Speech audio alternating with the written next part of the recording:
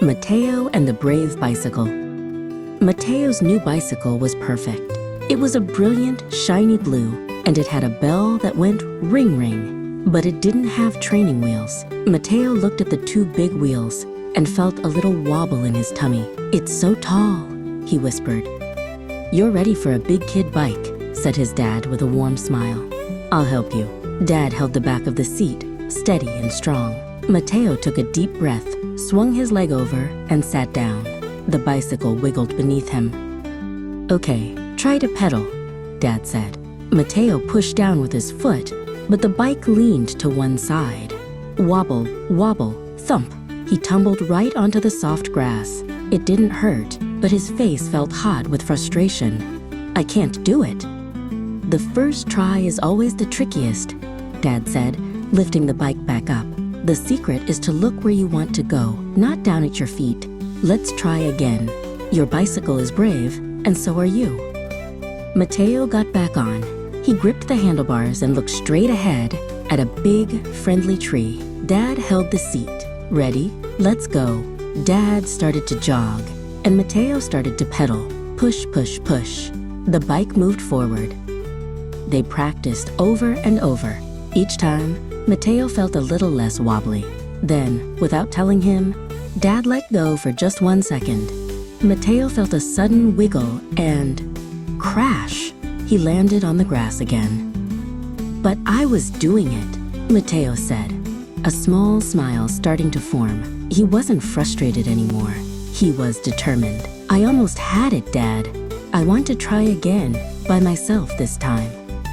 He took a big breath, looked at the friendly tree, and pushed off the ground with his foot. Wobble, wiggle, he found the pedal. 1 push, 2 pushes. He was moving. The wind tickled his cheeks. He was riding his bike. "You've got it, Mateo. You're doing it," Dad cheered from the path behind him. Mateo rode a little farther before putting his feet down to stop. He turned around, his whole face one giant, proud grin. He had done it. That night, as Mateo snuggled into his bed, he thought about his brave, blue bicycle. Learning was hard, and he had fallen down, but he had gotten back up each time. He smiled sleepily, knowing that with a little patience and a lot of trying, he could do anything. Valeria's first day at school. Valeria clutched her sparkly unicorn backpack. Today was her very first day of school. Her tummy felt like it was full of jumpy, fluttery butterflies. "What if I don't make any friends?" she whispered to her mom. Her mom gave her a warm hug. "Just be yourself, sweetie," she said. "A little bit of courage is all you need. You'll see." The classroom was big and bright, filled with colorful toys and other children laughing and playing. Valeria held her backpack strap and stood near the door, feeling very small. She saw a boy with curly hair sitting by himself, carefully stacking a tower of colorful blocks.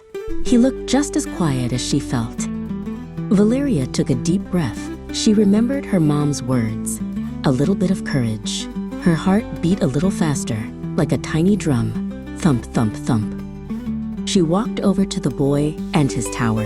"That's a really tall tower," she said softly. The boy looked up, surprised. A small smile appeared on his face. "Thanks, I'm Leo. Do you want to help me make it even taller?" Valeria's shy feelings started to melt away like a snowman in the sun. "I'm Valeria," she said, taking the block. "Yes, please." Soon, another girl with a big, sparkly bow in her hair came over. "Wow, can I play too?" she asked. "Of course," said Valeria and Leo at the same time. They built the tallest tower in the whole classroom. As they all laughed when it wobbled and tumbled down, Valeria realized her mom was right.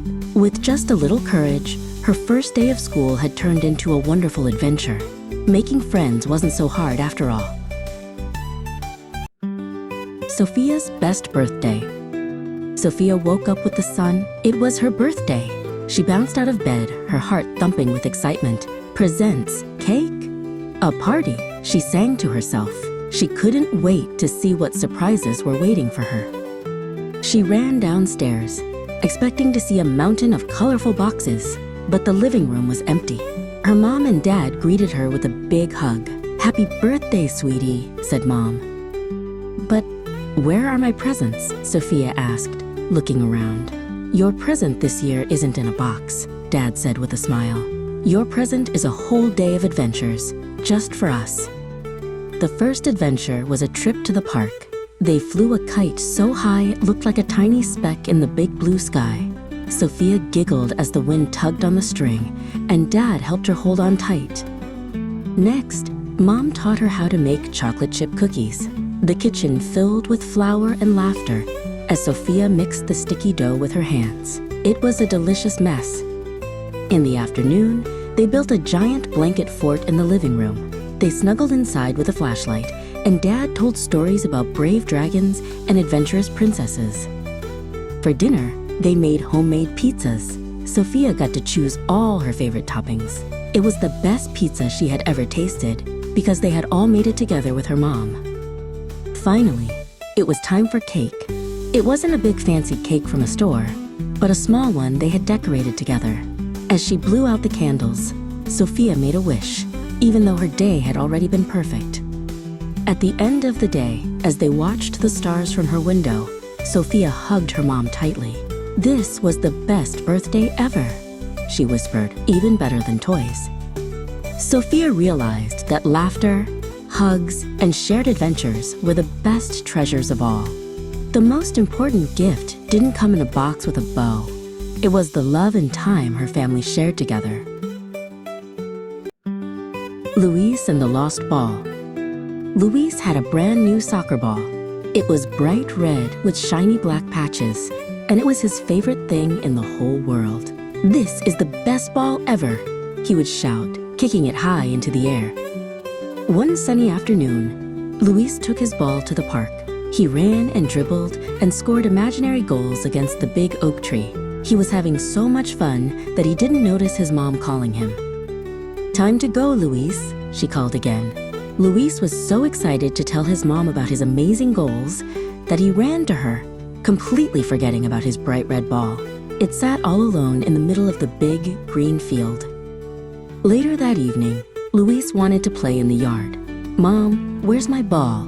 he asked. They looked in his room, they looked in the garage, they looked everywhere, but the ball was gone.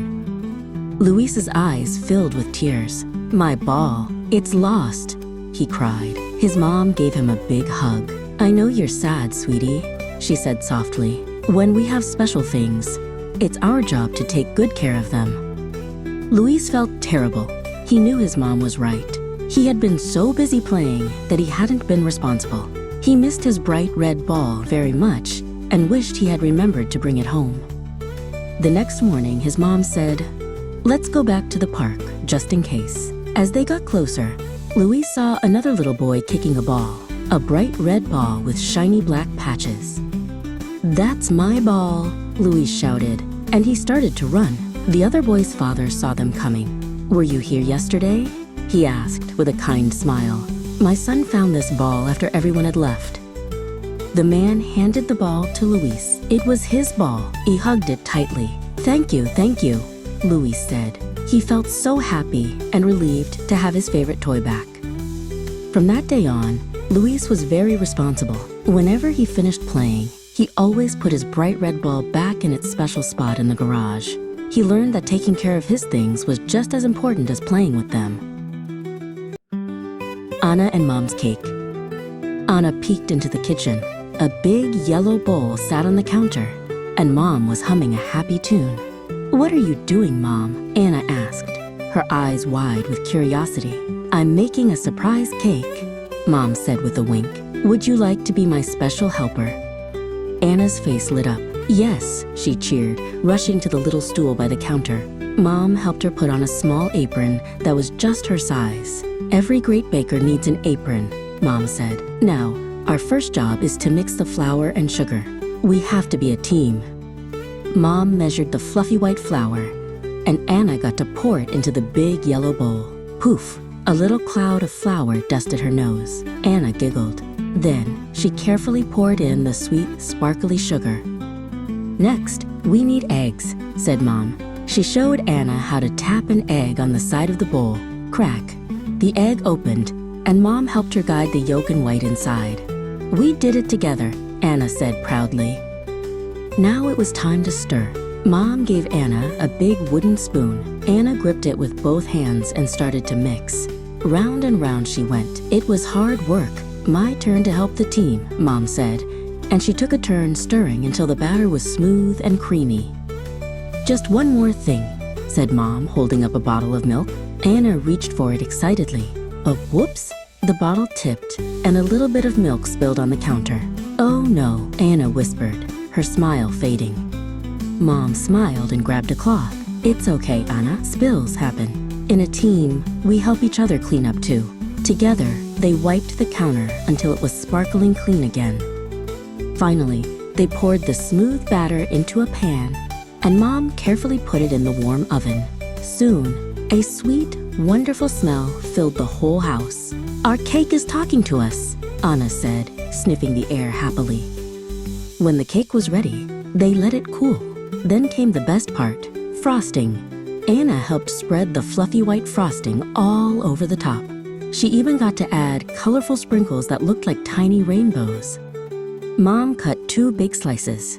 They sat at the table and took the first bite. It was delicious. We make a great team, Mom, Anna said with a mouthful of cake.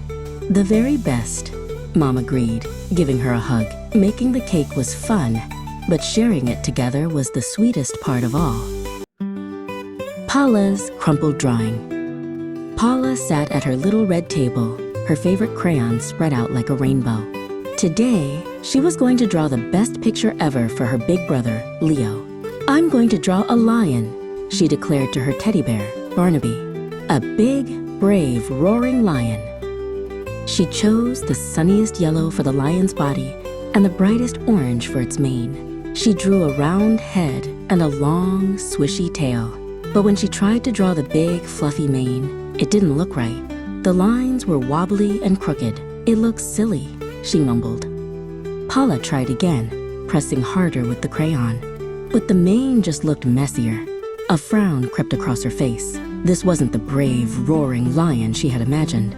It was a scribble-scrabble lion. With a frustrated sigh, Paula scrunched up the paper. Crumple, crinkle, crunch. She squeezed it into a tight little ball and tossed it into the corner. Her perfect drawing was ruined. Just then, her brother Leo walked in. What's wrong, Paula? He asked, noticing her sad face. Paula pointed to the crumpled ball of paper. My lion is all wrong, she whispered. Leo picked up the crumpled drawing and gently smoothed it out. The paper was wrinkly, but he could still see the sunny yellow body and the swishy tail. I see a very brave lion here, he said kindly. He just has a very special, curly mane. But it's a mistake, Paula said. Leo shook his head. Mistakes are just how we learn, he said. Look, he pulled a folded paper from his pocket. It was a drawing of a superhero with one arm much longer than the other. This was my first superhero. He has a super stretchy arm. Paula giggled. A super stretchy arm was pretty funny. She looked at her own wrinkled drawing. Maybe the wobbly mane wasn't a mistake after all. Maybe it was a silly spaghetti mane, she said, an idea sparkling in her eyes.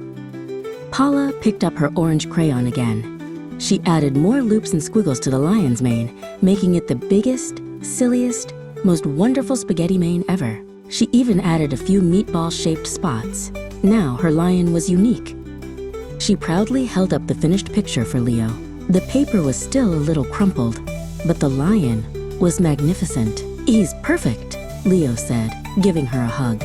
Paula learned that even a crumpled drawing can become a masterpiece, and mistakes are just the start of a new adventure.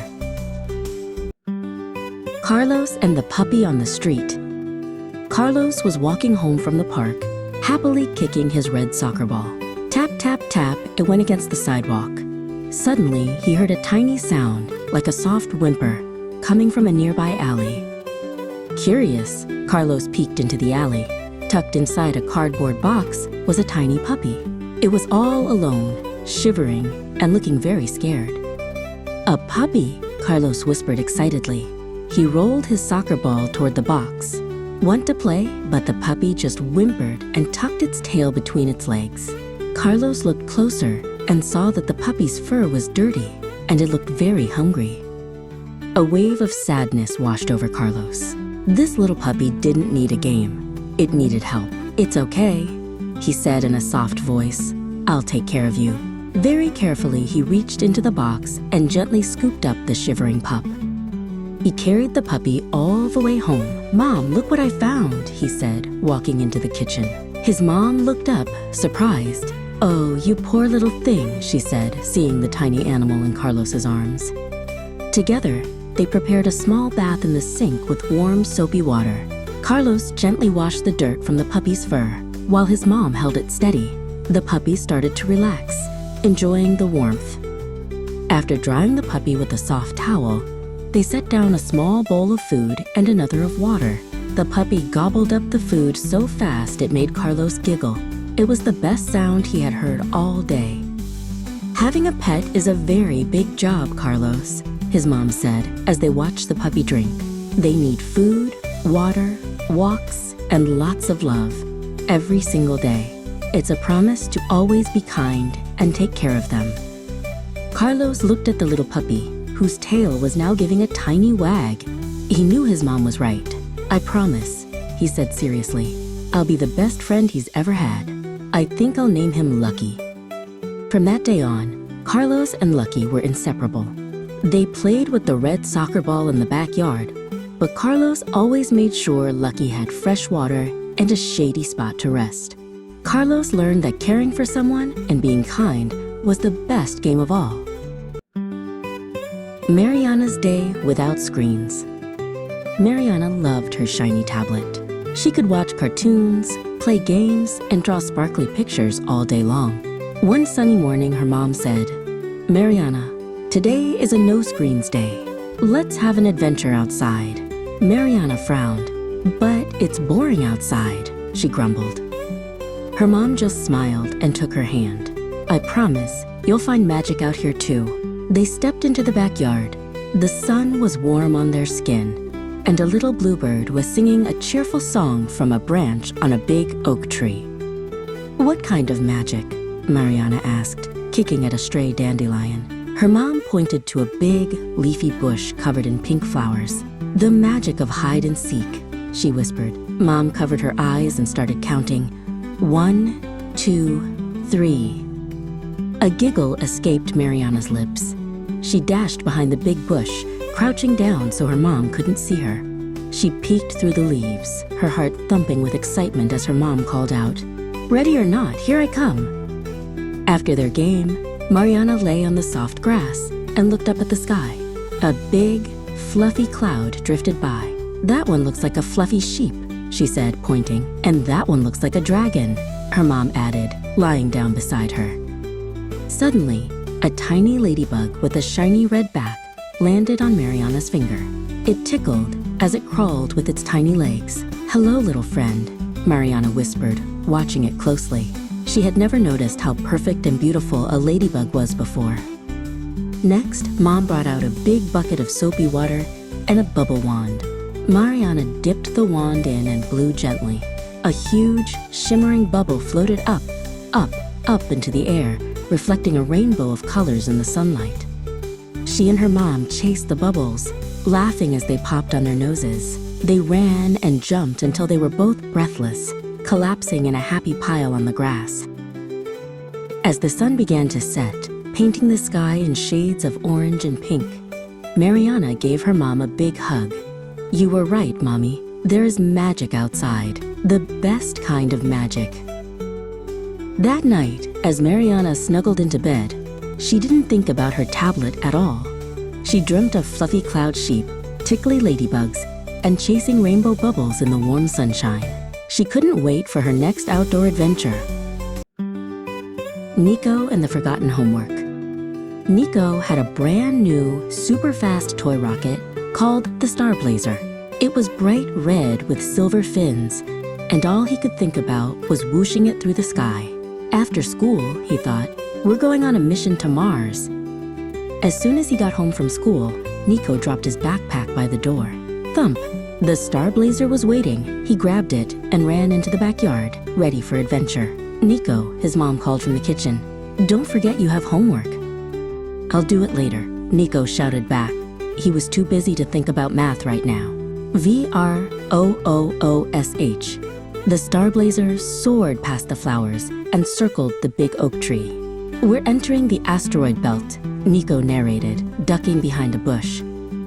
Just then, the phone rang. It was his best friend, Leo. Can I come over to play rockets? Leo asked. Yes, shouted Nico. When Leo arrived, he asked, Did you finish your homework? Nico shuffled his feet. Not yet, he mumbled. I wanted to play first. Leo held up his own rocket. I did mine as soon as I got home, he said. Now I don't have to worry about it. Nico decided his homework could wait just a little longer. The two friends had a blast. Their rockets raced each other to the clouds and explored the alien planet of the vegetable garden. They laughed and ran until their cheeks were as red as the Star Blazer. Snack time, Mom called. As they ate cookies, Mom asked gently, Nico, what about that homework? A worried feeling started to bubble in Nico's tummy, right next to the milk and cookies. Soon, it was time for Leo to go home. See you tomorrow, Leo waved. Suddenly, the backyard felt quiet, and the fun was over. Nico looked at the setting sun and remembered the math worksheet still sitting in his backpack. Nico sat at his desk, but he was tired from playing. The numbers on the page looked wiggly, and it was hard to think. I wish I did this first, he sighed. His mom sat with him. When you take care of your responsibilities first, she said softly, your playtime is much more fun because you don't have to worry. The next day, Nico knew just what to do. He marched right to his desk and finished his homework before anything else. And when he ran outside, the Star Blazer seemed to fly even higher. He had the whole afternoon to play with no worries at all.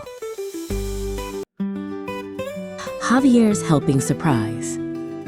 Javier loved to build towering castles with his colorful blocks. Click, clack, stack. But today, he noticed his mom looked a little tired. She moved around the house like a sleepy butterfly, tidying up toys and wiping up spills.